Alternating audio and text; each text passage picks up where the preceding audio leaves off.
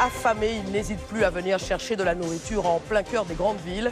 Les ours sèment la panique au Japon, attaque de plus en plus dramatique. Vous en découvrirez la cause.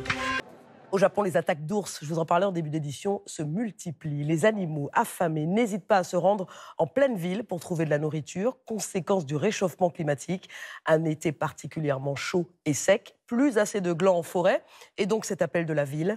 Les conséquences sont parfois dramatiques. Arnaud Miguet, Gaël Caron. Un ours sur le bord de la route. Un autre se faufilant entre les voitures. Dans les arbres, près des maisons. Ces derniers mois, les ours nippons s'approchent dangereusement des habitations.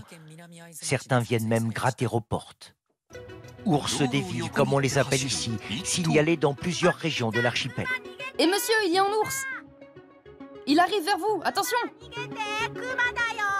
Attention, car depuis cet été, les attaques d'ours sont plus nombreuses que jamais. 212 personnes agressées par les mammifères.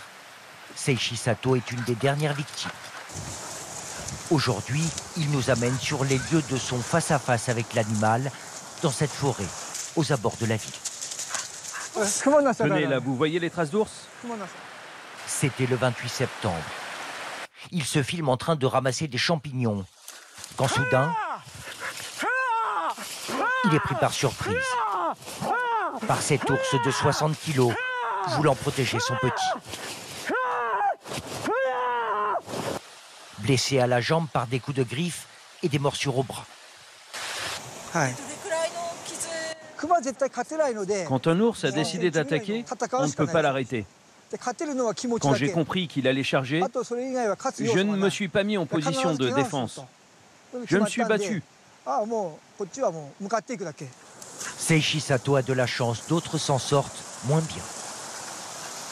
30 agrafes sur le crâne, le lobe de l'oreille arraché. Il y a un mois, cet homme de 66 ans est attaqué dans son garage. Nombre d'attaques records qui fait la une des journaux. Depuis avril, 6 personnes sont mortes. En fait, ces ours sont à la recherche de nourriture, dans les poubelles de citadins ou ici dans cette ferme, volant la pitance des vaches. Le réchauffement climatique y est pour beaucoup. Un hiver qui tarde, repoussant l'hibernation, et un été trop chaud qui prive les ursidés de glands, de baies ou de châtaignes. La canicule de cet été a un effet sur le comportement des ours. Les arbres n'ont pas donné suffisamment de nourriture de fruits, comme les glands, pour permettre aux ours d'accumuler suffisamment de gras avant d'hiberner.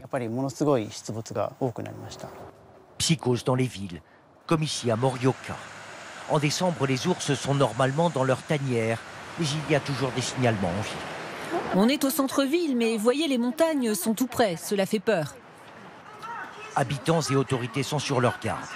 Pour se protéger des attaques d'ours, direction ce supermarché, en tête de gondole, des clochettes dont le bruit effraie les ours, des bombes lacrymogènes et même des pétards.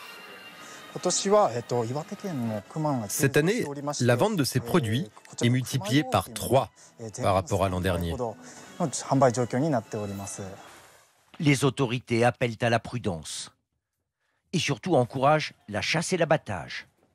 Certaines préfectures, comme ici dans le nord du pays, ont même élevé les quotas de chasse et offrent une prime de 31 € pour chaque ours abattu.